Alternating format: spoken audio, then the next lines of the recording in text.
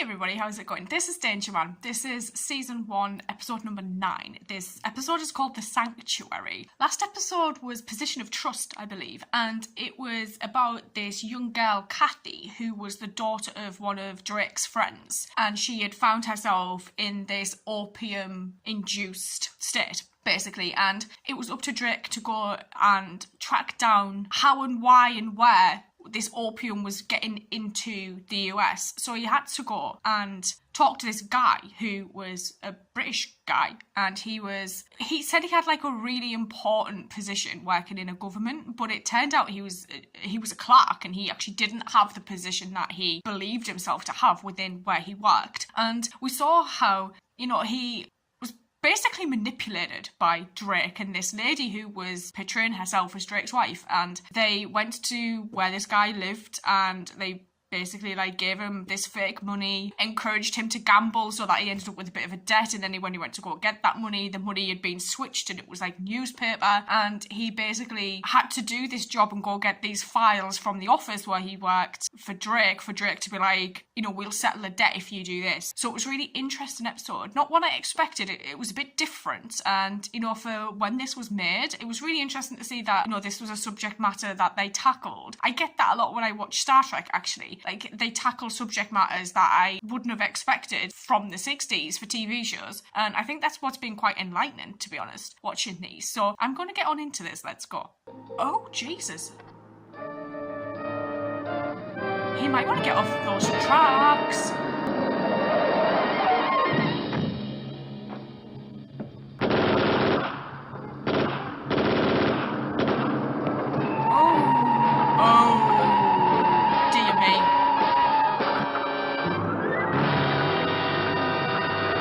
Have to get the timing so right. All right, Jackson. Hartenden Open Prison, a product of our enlightened times, was a prison without bars. Oh. The man I wanted to see there was a prisoner called Michael Liman. Now, he was an Irish-American who 7 years before had been found guilty of a violent bomb outrage in South London. That's basically what Patrick McCoon is, right? An Irish-American, but raised in England. That could not excuse the violence of the crime. Now his prison term was up. In 24 hours, he'd be a free man again. Only his return to the outside world was not going to be the simple step he thought. Did he set up the bomb? I stood in his way. From inside the prison? Morning.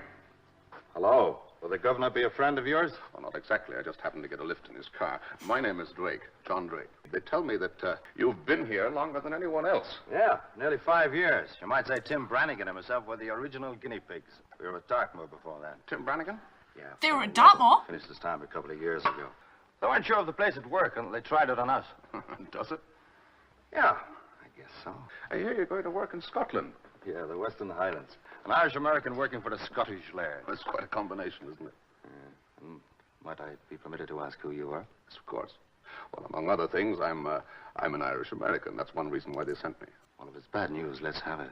If I were you, Mr. Liman, I'd forget about that job. Do you think jobs like that are bedded out like these young shoots? Here, look, I hooked that job myself. Sure the job didn't hook you? Come again? As I understand it, Mr. Liman, the government gave you permission to advertise for a post in forestry. Is that correct? Yeah, for which I'm now qualified. Now, you got only one reply from a Mr. Robert Crawford, who lives in the Western Highlands of Scotland. Oh, well, if you take that job with Crawford, I think you'll find yourself, sooner than you think, back in the same situation that got you in here in the first place. How? You've got something on Crawford, then? Yes, something, but not enough. Oh, he just blew that smoke straight in his face. Your place, with your name and background, past and present. Now, the only way I can put on a convincing show is to know everything about you, and the only one who can tell me is you. Where does that leave me? Oh, we'll pay for the privilege. Pay me? Yes, not in money. Now he's interested. One that's really worthwhile. How about it? Well, something tells me I'd be a fool to take any chances. I'll go along with you. Trips by train. Excuse me, would you, are you Mrs. Crawford of Lochdoon? Why, yes. Oh, I'm Liman. Oh, how do you do? Your new forestry man. How nice. Didn't your husband tell you about me? I've been away.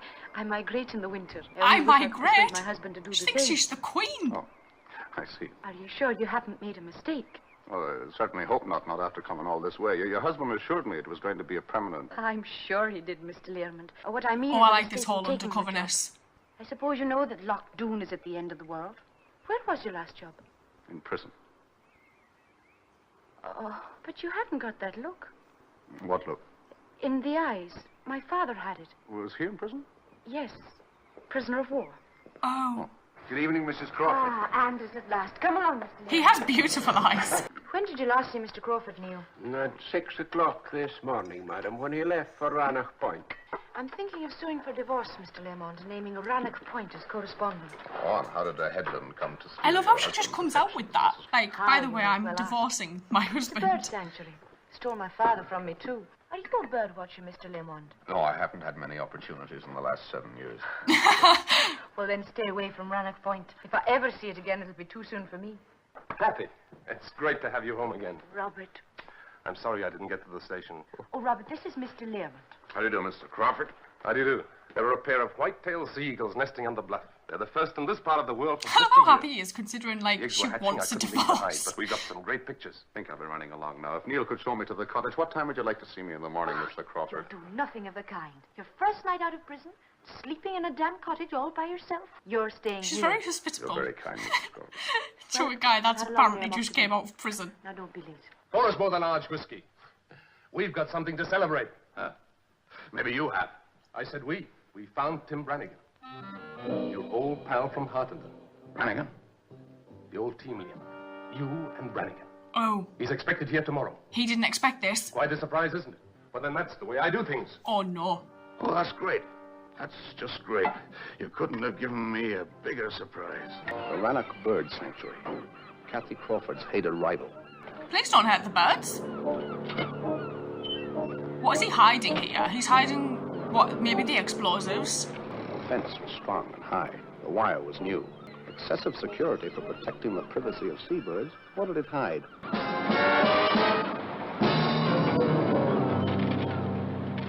What do you see out there? A boat? Over the horizon, my home where I was born. Donegal.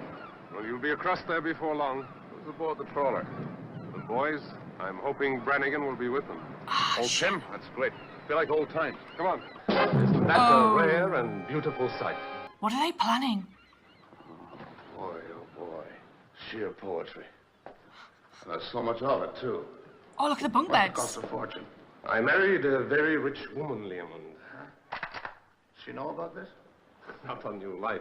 And as luck would have it, she's not interested in managing her money, just spending it. And the Ulster bank raid last week. Now, you wouldn't know anything about that, would you? And the raid in the Curragh at the weekend? Yes. I'm in good company, aren't I? The police are searching the whole of Ireland for the boys. And here they are, safe to eat and sleep their heads off. And they come across on the trawler, right? There'll be a show by now. Come on. Was Brannigan with them? How I hope not. I was supposed to be his oldest friend. Ahoy there, Mullins! Is We kind of Brannigan need there? Brannigan not to be here. Well, then bring him over here. Tell him an old friend wants to meet him. Oh, shit. You're going after bail? This is quite a day. They say he's a great lad. The best. Tim Brannigan, sir. Captain Crawford. This is a pleasure. It is indeed. And who have we here? Your old pal. You're not Tim Brannigan. What? What's going on here? Who are you? I'm Tim Brannigan, right enough. Let's have a look inside here. Might tell us who you really are. Mullet, the door. I'm Tim Brannigan, I tell you. And if you don't believe me, ask the boys on the boat who I am. They know me. But who's this one? That's what I like. Oh, no. I actually thought maybe his plan would work. Oh, no, is he going to steal a... I thought he was going to go off the boat. But now he knows where this stash is, right? So he can report it.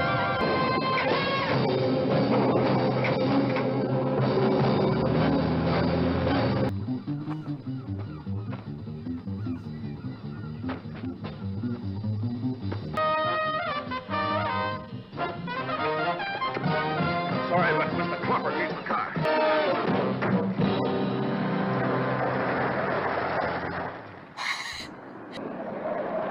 Oh, no, the wife. How... She could have, like, backed up herself. Jesus. Drive, just keep driving. Don't talk to her. Leave.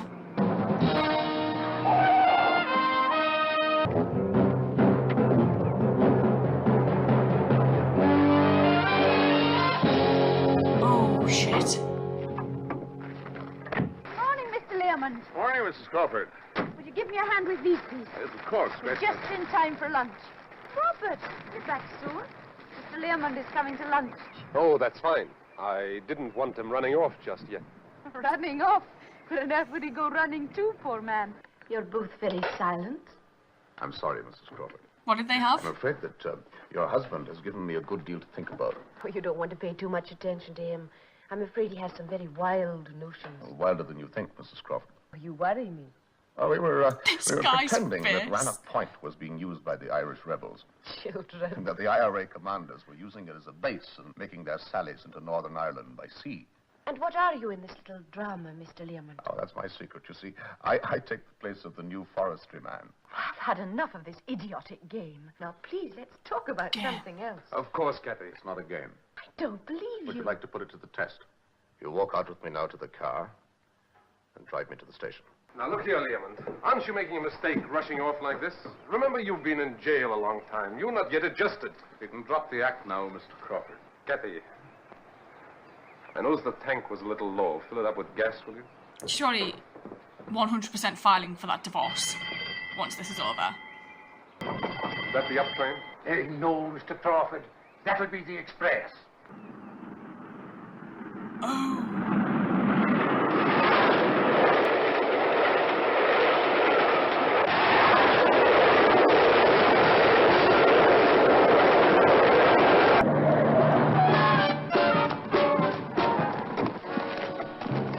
Oh, yeah, the butler did call the police, right? Such a different episode, this. I actually was, more, intensely watching this than I think I've watched any of them so far. This one really gripped me. It was really interesting. Visiting this guy in, this open prison, then Drake taking on this guy's identity to go take the job, this forestry job that this guy was supposed to have. I like how they put all the Irish American links into this episode, which was quite cool in terms of Patrick McGowan. So that was really clever. And then obviously him then going to this castle in Scotland, us learning that this guy was obsessed with this area where there was this sanctuary for birds. But then we get there and we see that it's this huge storage space and sleeping space full of weapons, bunk beds, because these guys had ties to the IRA, and Drake was talking about how there'd been hits on Ulster Bank and things like that. So they were at this sanctuary because it was close to the sea and they could get trawlers back and forth. So the police in Ireland were looking for these guys, but they were just going back to Scotland. So it was an easy way for them to evade the police trying to find them. So it was really interesting, but it was really nice because obviously I'm trying to get used to Patrick McGowan doing an American accent. So to him to then throw an Irish accent in there as well, my mind was what is happening? But I really enjoyed this, and the wife just being really open and being oh, I want a divorce from this guy because he basically is never here. And it was nice to see that obviously the butler obviously had suspicions. This guy had married this lady because she had so much money, he could just spend her money. She probably wouldn't even realise half the time that this money was missing or where this money was going, what it was being spent on. He basically created this huge armoury. And I was thinking, where's this going? To what scale are these guys going to go to? Because we saw at the start with them blowing up the tracks with the train, and then obviously Drake being really clever and basically talking this guy into taking him back to the train station once they realised who he was, because one of his long-time collaborators arrived, and then Brannigan was but this isn't the guy who he says he is. Drake trying to be well, you're not Brannigan, but it failed. And then them basically trying to throw him in front of an express train. I was what is happening in this episode? This is so interesting to watch. And I actually had a lot of fun watching this actually, but I might actually go watch the next one. And I will see you guys later. So thank you.